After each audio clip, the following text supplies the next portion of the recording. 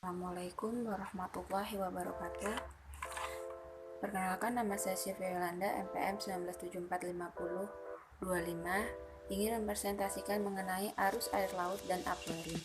Arus air laut adalah pergerakan massa air secara vertikal dan horizontal sehingga menuju keseimbangannya, atau gerakan air yang sangat luas yang terjadi di seluruh lautan dunia. Arus juga merupakan gerakan mengalir suatu massa air yang dikarenakan tiupan angin dan perbedaan densitas atau pergerakan gelombang panjang.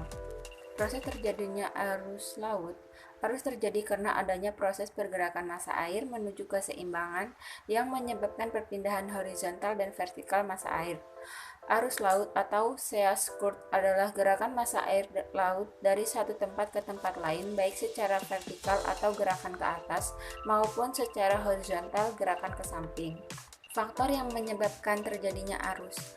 Arus di lautan terjadi disebabkan oleh dua faktor utama, yaitu faktor internal dan faktor eksternal.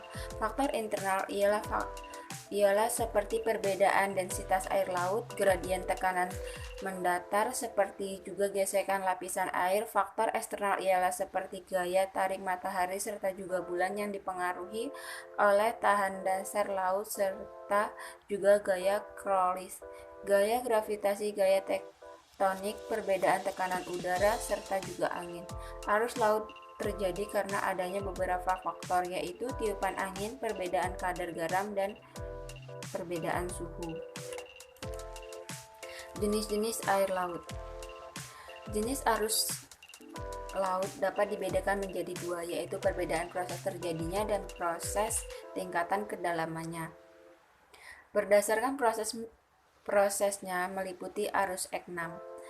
Arus eknam ialah arus yang dipengaruhi oleh angin. Arus termohalin ialah arus yang dipengaruhi oleh densitas serta gravitasi. Sedangkan arus pasut ialah arus yang dipengaruhi oleh adanya pasang surut. Sedangkan arus geotropik ialah arus yang dipengaruhi oleh adanya gradien tekanan mendatar serta juga gaya Crowley.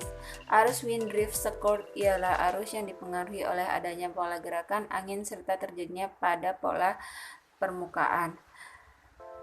Berdasarkan dengan tingkat kedalamannya,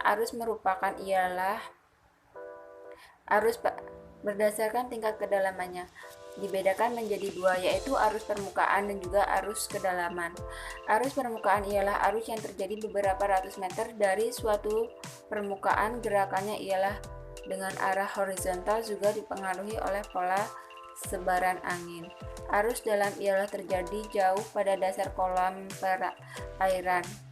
Arah gerakannya itu tidak dipengaruhi oleh adanya pola sebaran angin serta membawa massa air dan daerah kutub ke daerah ekuator.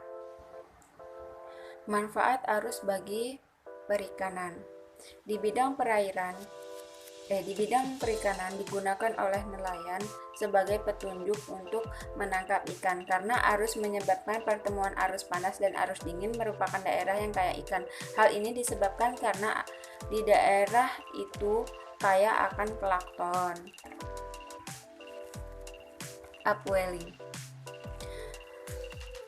Upwelling merupakan pembalikan massa air, adalah sebuah fenomena di mana air laut yang lebih dingin dan bermassa jenis lebih besar bergerak dari dasar laut ke permukaan akibat gerakan angin di atasnya. Pergerakan ini umumnya membawa nutrisi yang diperlukan untuk pertumbuhan fitoplankton di dekat permukaan laut, sehingga memperkaya biomasa di kawasan tersebut. Berdasarkan fakta tersebut, kawasan upwelling dapat diidentifikasi dengan rendahnya temperatur air laut dan tingginya kandungan biomasa. 3 kekuatan utama yang menjadi penggerak dari upwelling adalah angin, efek Crowley, dan transfer Ekman. Sekian dari saya, terima kasih. Wassalamualaikum warahmatullahi wabarakatuh.